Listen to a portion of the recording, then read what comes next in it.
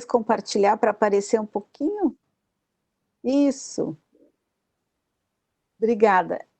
Boa tarde, então, pessoal. Muito bom contar com vocês hoje. Mais uma atividade do Programa de Pós-Graduação em Saúde Coletiva, a saúde coletiva face a face, né? Os desafios que temos em tempos de pandemia da Covid-19, e é muito legal, né, estar aqui nesse debate com pessoas externas, mas sobretudo com os estudantes do Programa de Pós-Graduação em Saúde Coletiva. Esse espaço foi criado nesse sentido, para nos manter próximos, nos manter ativos, atuantes, e sobretudo trazendo aquelas pessoas que estão estudando temas que estão relacionados com a pandemia e que possam nos aportar conteúdos, conhecimentos, saberes e práticas que venham fortalecer o nosso conhecimento, os nossos saberes, nesse momento tão de excepcionalidade que estamos vivendo. E queria dizer também que as perguntas podem ser enviadas pelo chat, né? Depois o Rodrigo vai avisar mais detalhes para vocês, né? E queria passar então a palavra imediatamente para o Rodrigo poder apresentar o professor Fabrício. Perfeito. Então, Marta, o recado sobre a mudança lá do CUM, que você tinha pedido. Gente, isso. A Nani até já escreveu no chat, mas quem estava aguardando o início da reunião do Conselho Universitário da Universidade, ela foi transferida de hoje à tarde para segunda-feira, certo? Então não será realizada hoje à tarde. Obrigado, Marta. Então, novamente, né, agradecer a presença de todas e todos. E hoje a gente vai ter como todas as quintas têm sido, né, temáticas muito articuladas, e talvez uma das que mais chama atenção, não só a nós da saúde coletiva, mas, né, as pessoas no âmbito geral da sociedade, que é justamente os impactos da Covid no mundo do trabalho, né? E dentro do nosso quadro docente, né, o professor Fabrício, que é nosso chefe de departamento, né, além de ser colega do programa, é chefe do departamento de saúde pública, trabalhou por muito tempo com ergonomia e atualmente hoje se define como alguém que trabalha com saúde do trabalhador, né, Fabrício? Então, não teria ninguém melhor que ele dentro do departamento para estar dialogando essa temática conosco, né, nesse período. Então, só lembrando, talvez tenham pessoas que não tenham participado ainda desse espaço nosso, né, que a previsão é que a gente tenha 1 hora de atividade, né, isso é bem importante. Então, num primeiro momento, Fabrício vai fazer uma exposição de 20 a 30 minutos, e na sequência a gente vai debater as perguntas que cada um podem colocar, considerações todas por escrito no chat do programa, né, desse programa aqui do Webex, né? E aí a gente vai fazer uma síntese, né? Maria Júlia, que está conosco com minha outra personalidade, né? Ela é meu alter ego aqui, né?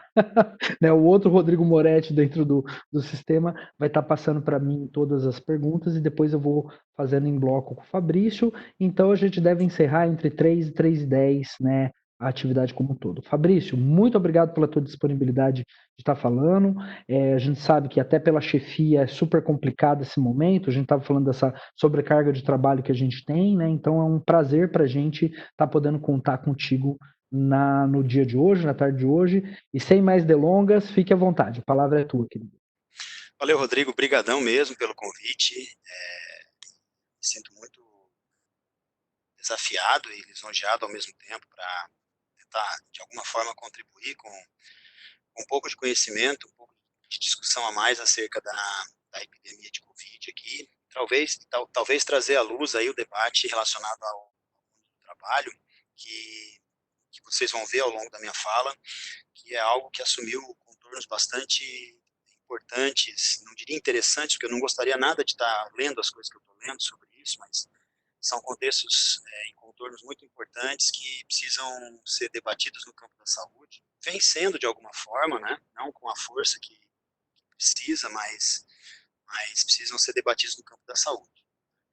Eu estava comentando com o Rodrigo, o pessoal que está nos ouvindo aí, estava comentando com o Rodrigo que eu vou fazer minha fala basicamente dividida em 3 momentos. primeiro momento, uma parte mais contextual da epidemia, depois, no segundo momento, tentar trazer esse debate para o mundo do trabalho, e aí, no final, fazer algumas considerações finais de fechamento, e depois abrir para a gente poder fazer esse bate-papo, essa conversa aqui, nesse formato de atividade que o PPGC vem propondo. Tá? Bom, não dá para a gente começar qualquer discussão acerca do ponto de vista epidemiológico, enfim, né, da epidemia, sem olhar para a questão de como que ela está se manifestando, como ela está se comportando no cenário brasileiro, mais especificamente no cenário de Santa Catarina.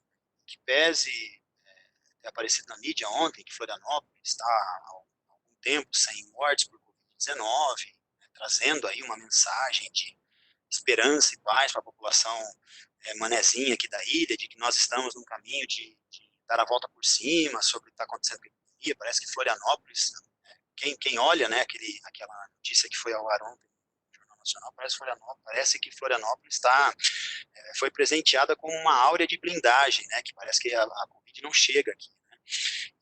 E aí vou usar o exemplo de Florianópolis e tentar desconstruir um pouco esse discurso, olhando para os dados epidemiológicos. Por que a gente não pode assumir que isso é a realidade dos fatos e que as coisas são realmente dessa forma? Será que Florianópolis é tão abençoado e tem tanta peculiaridade, tanta diferença do restante do sul do Brasil, principalmente, e do Brasil, que garantiria a ela uma espécie de blindagem ou de imunidade com relação ao coronavírus, ao novo coronavírus? Né? Ela tem diferenças aqui em Florianópolis que justificam esse padrão de comportamento do vírus. Do ponto de vista epidemiológico, a gente não consegue perceber, até o presente momento, que essas diferenças existem. Né? Não tem, existem, claro, algumas características de base social que mostram que a população de Santa Catarina e do sul do Brasil, mas vou pegar mais a população aqui da região do eixo da BR-101. Né? Aparentemente, essa população, pelo menos é o que a gente olhando as informações, é o que a gente olha, aparentemente essa população ela guarda algumas características sociais que podem explicar em parte o fato de que elas adotaram posturas de cuidado talvez com maior facilidade ou foram mais facilmente convencidas à ideia de que precisavam se cuidar. Eu estou falando da população mais, vamos dizer assim, vulnerável à Covid-19, os idosos, principalmente o pessoal na faixa dos 60 anos para cima. A gente tem que considerar que são pessoas que normalmente são pessoas que não são de baixa renda, são pessoas que têm uma renda razoável, são pessoas que têm um nível de escolaridade maior, são pessoas, portanto, mais esclarecidas. Talvez essa característica maior de base ajudaria a explicar o porquê que essa população se sentiu mais sensibilizada a adotar comportamentos de autoproteção, e talvez isso ajude, em parte, a explicar que o coronavírus, pelo menos nessa população, ele não tá fazendo o estrago que tem feito em outras regiões. Por outro lado, quando a gente olha para os dados, e aí Santa Catarina recebeu um puxão de orelha bem no começo da epidemia, porque o Estado não era tão transparente em relação aos dados que oferecia, e esse puxão de orelha foi muito importante, porque serviu para que o governo estadual pudesse melhorar a transparência de informações em relação à epidemia. E aí a gente observa, com relação aos dados, que nem tudo o que acontece, nem todas as informações que aparecem em relação ao impacto da Covid-19 são apresentadas para a população geral. Basta a gente olhar o último boletim epidemiológico que o governo do estado lançou, isso foi na semana passada, se eu não me engano, mostra, por exemplo, uma divergência de dados que é bem interessante de olhar com bastante cautela. Falei isso ontem na reportagem, quando eu fui perguntado, mas eles editam e colocam aquilo que interessa para eles. Então, essa fala especificamente não apareceu.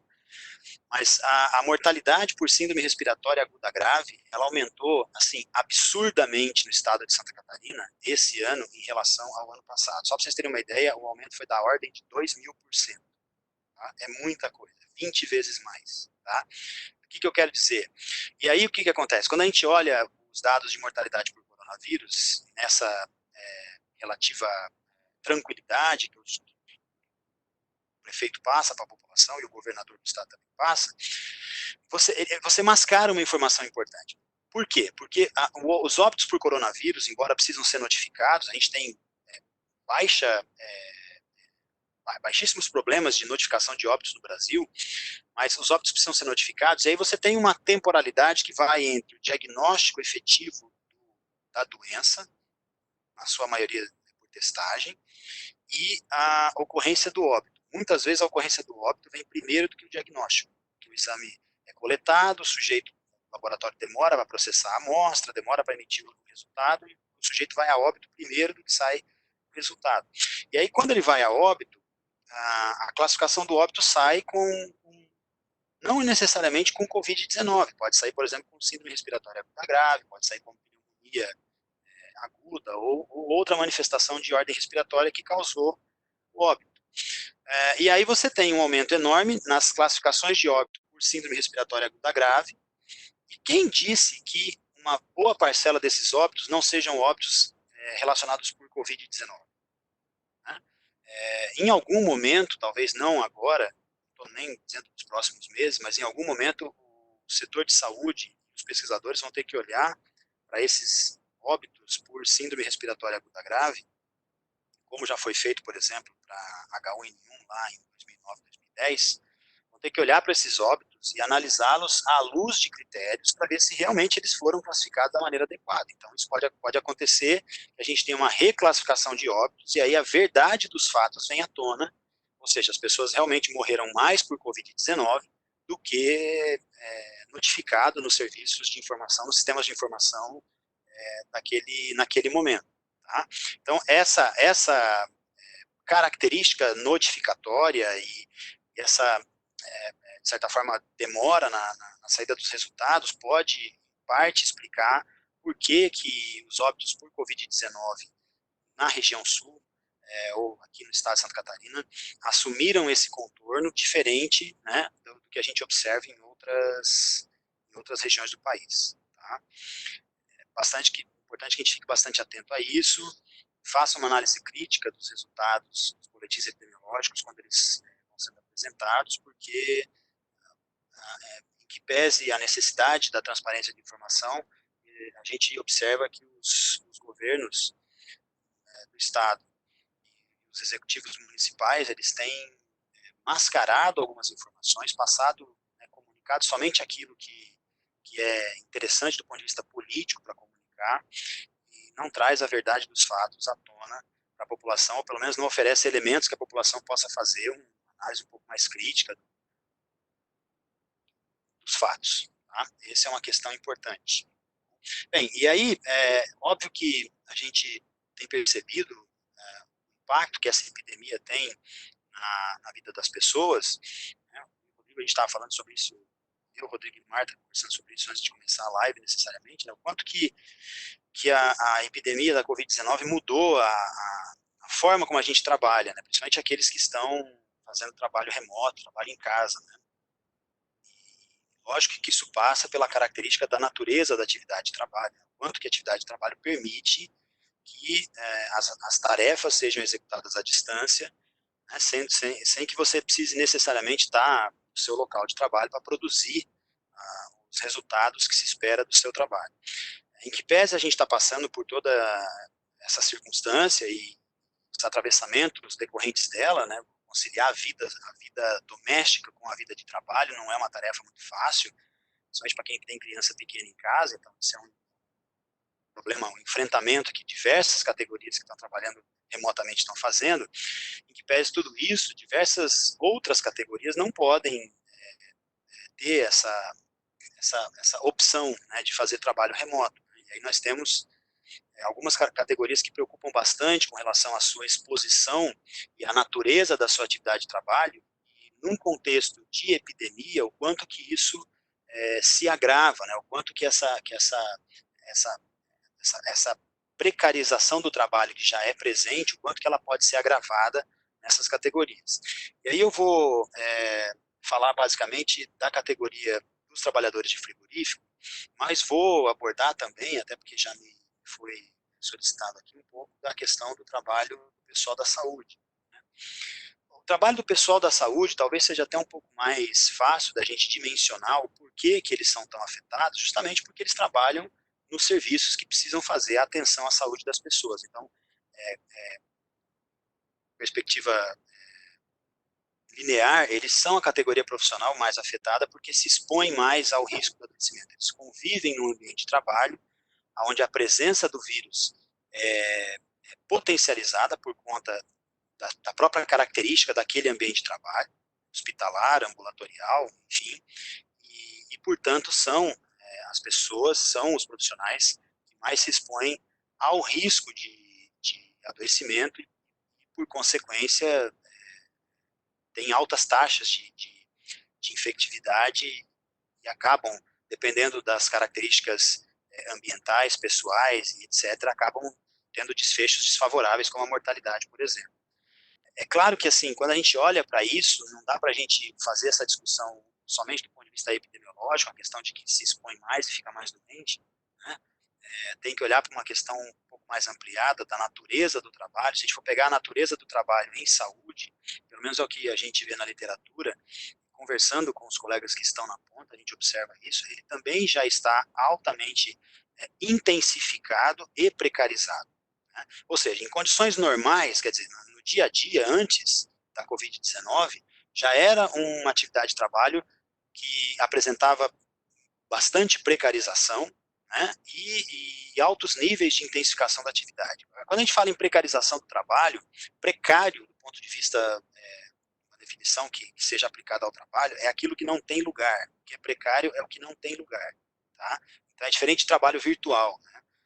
O que não tem lugar, por quê? Porque não encontra amparo, não encontra sustentação. Então, trabalho precário é aquele que falta base para a execução dele, falta sustentação para a execução dele, faltam os elementos de base para que ele seja executado na sua plenitude, entende? E essa é uma discussão importante do ponto de vista da saúde do trabalhador, porque a precarização do trabalho, ela está no cerne da maioria das manifestações mórbidas relacionadas ao trabalho.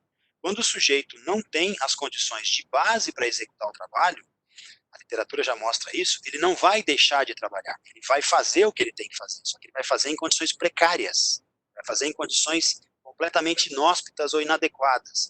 Então, o esforço que ele tem que empreender para ganhar aquele resultado, para conseguir o resultado que se espera do trabalho dele, é muito maior do que o esforço que ele empreenderia se ele tivesse as condições de base satisfeitas para executar o trabalho. Então, isso é um argumento muito importante que a gente tem que ter à luz de qualquer debate para poder compreender a natureza dos processos patológicos, né, os processos de adoecimento no mundo do trabalho e até a natureza do sofrimento mental relacionado ao trabalho. Por que o indivíduo sofre no trabalho? Sendo que o trabalho deveria ser um elemento de, além da busca e do ganho da sua sustentação pessoal e da sua família, né, um elemento estruturante. As pessoas deveriam, né, ter o trabalho como seu elemento estruturante. Vários de nós temos o trabalho como elemento estruturante. Né? Todos nós somos identificados por aquilo que fazemos. Né? Eu brinco nas aulas que eu dou no curso de medicina na disciplina da 8ª fase em Saúde do Trabalhador, eu brinco com eles que normalmente a segunda ou terceira pergunta que você faz para qualquer pessoa que você está conhecendo, encontrando pela primeira vez na vida, é: o que você faz? Você trabalha com o quê? Ou é a segunda ou a terceira pergunta que você faz. Então isso nos dá a dimensão da importância que o trabalho tem na vida das pessoas. Né? Então, ou seja, quando você já tem, em condições ditas normais de funcionamento de um sistema produtivo, as condições elas já não são as melhores, elas são já insatisfatórias para a realização da atividade de trabalho. Num contexto de pandemia, você tem uma intensificação disso.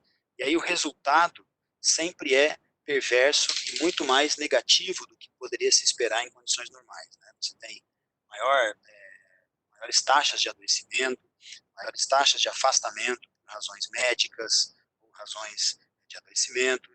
Você tem maiores taxas de absenteísmo, que são as pessoas que faltam ao trabalho porque tem alguma queixa, alguma motivação de ordem, normalmente de ordem relacionada à saúde. Não precisa ser só a saúde dele, pode ser a saúde de alguém que ele precisa amparar também. Né? Então, tudo isso se agrava, tudo isso se manifesta numa condição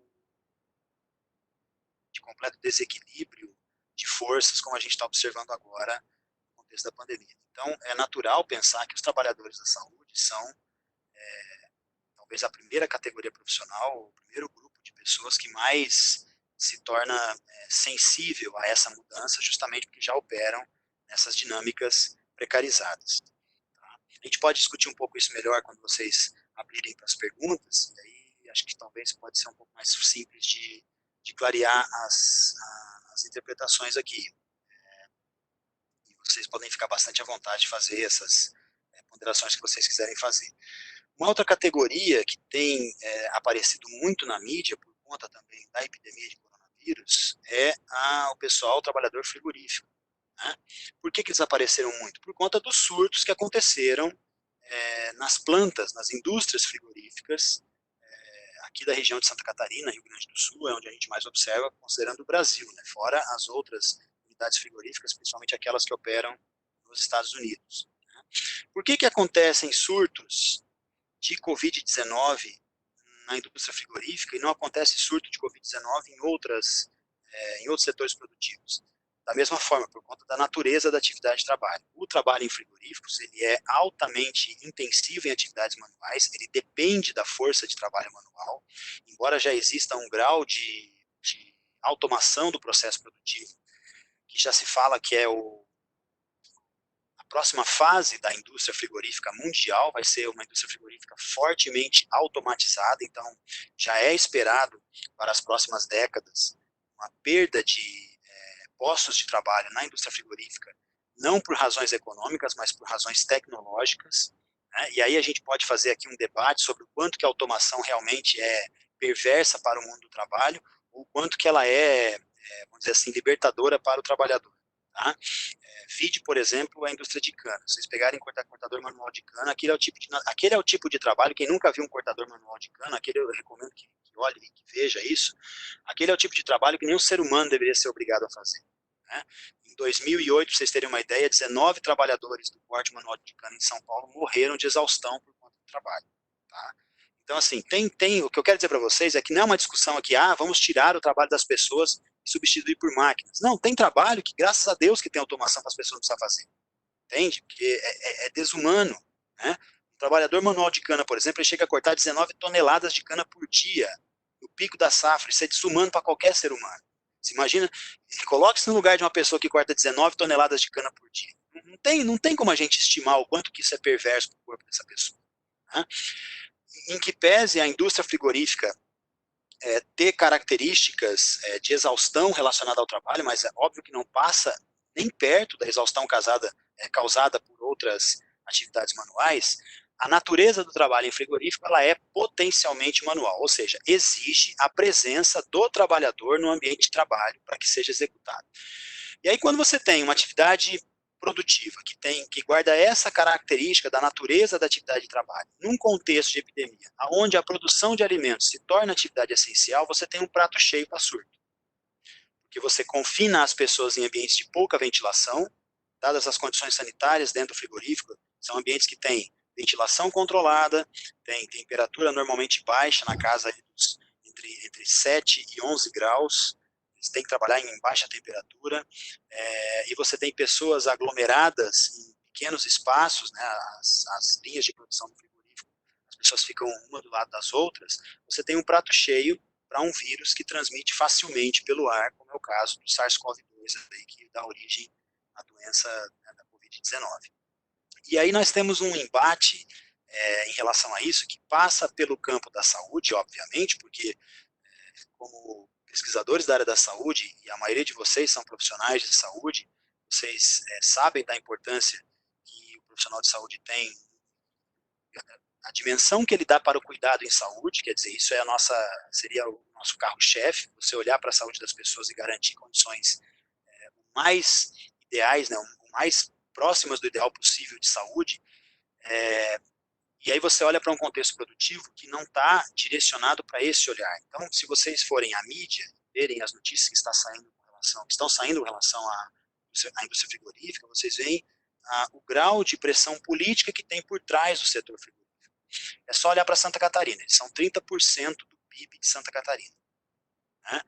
Então, um estado que tem um único setor produtivo 30% do seu PIB fica altamente dependente desse setor produtivo.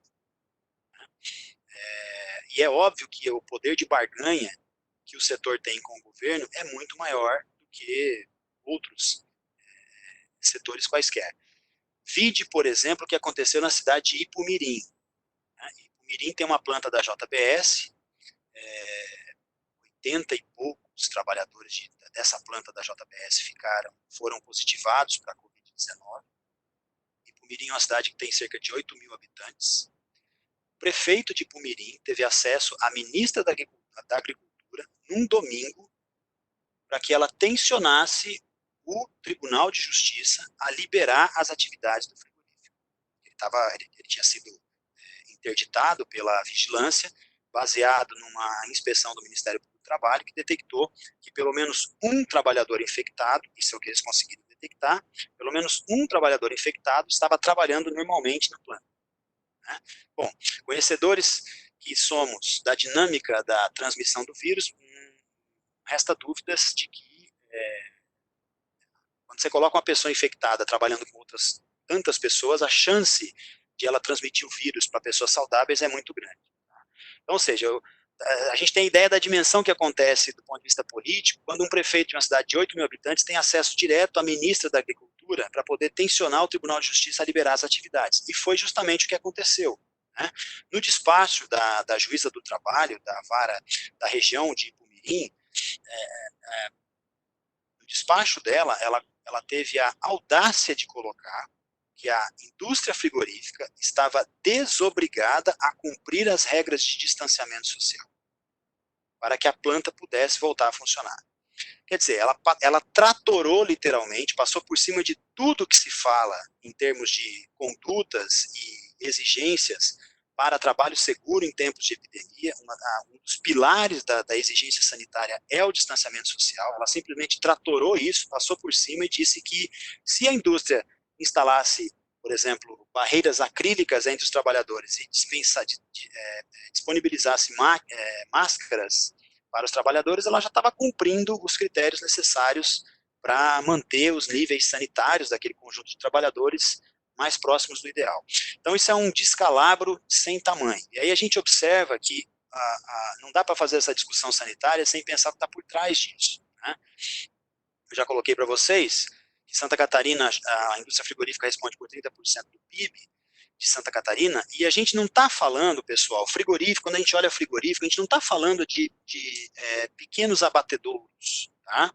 Os pequenos abatedouros são cada vez menos comuns no Brasil inteiro, né? Aquele matadouro que existia na cidade pequena, que abatia um boi por dia, vendia carne no açougue da cidade, esses, por conta das pressões sanitárias de produção de carne, né, para comércio, esses pequenos abatedouros eles são cada vez menos frequentes. Né? A gente está falando de uma cadeia produtiva que é formada por grandes corporações internacionais que dominam esse mercado, é quase que uma espécie de monopólio de mercado mesmo, que tem um alto poder de penetração social nas cidades e nos países onde eles estão presentes, por conta da geração de impostos, da geração de postos de trabalho. Então, tudo isso serve como marketing para esse tipo de indústria se beneficiarem de pequenos municípios ou de locais que possam acolhê-los, né? O quanto que uma indústria frigorífica, por exemplo, poderia gerar de emprego numa cidade de 10 mil habitantes, etc. E tal. Então, tudo isso serve como marketing moeda de troca para esse tipo de convencimento. E esse que é o grande problema. Assim, são empresas que trabalham em sistemas corporativos, a grande maioria delas multinacionais. A JBS é um exemplo disso. A JBS, existe planta da JBS em pelo menos 50 países do mundo inteiro. Não é uma indústria que só está no Brasil. É uma indústria que movimenta bilhões de dólares por ano em receita, né? E aí, historicamente olhando o trabalho de frigoríficos, o trabalho dentro dos frigoríficos, não é muito difícil a gente observar por que eles lidam hoje com um certo desdém em relação à garantia, né, de proteção aos trabalhadores. Não é difícil a gente olhar isso, porque historicamente eles sempre foram assim, deliberadamente eles sempre foram assim. Né? Em 2013, por exemplo, quando surgiu a norma regulamentadora dos frigoríficos, NR36, o próprio INSS conduziu uma pesquisa com relação aos acidentes de trabalho em frigoríficos os abatedouros de aves e suínos, principalmente, né? Aves e suínos também, de reses de gado também, mas aves e suínos é mais. E constatou, por exemplo, que a probabilidade da ocorrência de um acidente na indústria frigorífica para diversos tipos de traumas que são cadastrados ali como acidente de trabalho, eventos que possam causar afastamento do trabalho, eles constataram que isso na indústria frigorífica era da casa assim, de 6 vezes a 8 vezes mais do que em outras atividades produtivas. Então, o que eu quero dizer é que, assim, de base, né, é um segmento produtivo que deliberadamente nunca se preocupou muito com a segurança dos trabalhadores. Tá? Os dados, né, na literatura mostram muito isso, muito nessa linha. Né? A prevalência de acidente de trabalho na indústria frigorífica é muito maior do que a prevalência de acidente de trabalho em outros segmentos produtivos. Isso é uma característica. Outra característica é que a característica, o perfil do trabalhador da indústria frigorífica também é um perfil que guarda, não diria requintes, nessa palavra que eu quero usar, mas guarda características de uma certa vulnerabilidade. Quem são os trabalhadores da indústria frigorífica? E aí eu vou usar parte dos resultados, né, que a Sônia Colasso, a minha aluna de mestrado, está produzindo na dissertação de mestrado dela. A gente está analisando justamente isso, os trabalhadores da indústria frigorífica de Santa Catarina, e ela mostra, nessa análise preliminar dos dados dela, mostra quem são esses trabalhadores. São pessoas de baixa escolaridade, a imensa maioria, mais de 50% deles, muito mais de 50%, tem só o primeiro grau completo, moram, né, são pessoas de baixa escolaridade, com baixa renda. Um trabalhador frigorífico, ele ganha, em média, um salário mínimo e meio, é a média salarial do trabalhador da linha de produção do frigorífico. São pessoas que não têm muita chance de mobilidade social, são pessoas que historicamente vêm de famílias que também já trabalhavam na indústria frigorífica e encontram no setor frigorífico o seu ganha-pão, porque seus pais já trabalharam, porque os tios trabalham e assim por diante. Então tem um processo todo, né, perverso de legitimação social do trabalho em frigorífico, que as famílias incorporam essa ideia e crescem com relação, norteadas por esse imaginário de que quando crescer tem como fonte de renda o trabalho no frigorífico. Então a gente está tratando de um setor produtivo que é deliberadamente precarizado em termos de condições de trabalho, porque usa o trabalho manual como a sua principal forma de atividade, principal forma de produção, né, de produto final. Né, e que deliberadamente nunca foi muito compromissado com as questões relacionadas à saúde e à segurança dos trabalhadores. Então não seria diferente num contexto de pandemia. O que a gente pode observar é que num contexto de pandemia essas coisas se tornam exageradas, né? Exacerbadas talvez por conta do fato de que começa a pipocar na mídia, por exemplo, que o trabalhador de frigorífico está ficando mais doente, etc. e tal, e aí a planta vai ser interditada, e daí o Ministério Público vai na mídia e fala, e daí o dono da indústria, os representantes dos sindicatos patronais vão na mídia e falam outra coisa, e assim por diante. Isso ganhou corpo na mídia. Mas historicamente isso sempre foi assim. Isso não é novidade. Né? Essa tendência deliberada de precarizar nunca foi novidade no setor frigorífico. O problema é que agora, no contexto de pandemia, ela assume contornos muito mais drásticos e precários, né, que a gente já estava acostumado, se essa é a palavra que posso usar, sem parecer tão perverso, que a gente estava acostumado a enxergar até então. E aí é muito interessante, porque o Ministério Público do Trabalho, com base em alguns projetos de pesquisa que foram designados para eles, um desses projetos de pesquisa, inclusive, de autoria minha e de alguns colegas da Universidade do Extremo Sul Catarinense, a gente está aguardando se eventualmente vai ter recursos para executá-los, mas eles fizeram um levantamento e sabe quanto custaria para uma indústria frigorífica, por exemplo, para uma planta só, uma única unidade que emprega 350 funcionários, 350 trabalhadores, tá? Que é mais ou menos a unidade de Nova Veneza ou a unidade de Forquilinha, ali no sul do estado, perto de Criciúma. Eles empregam mais ou menos isso, 350 trabalhadores.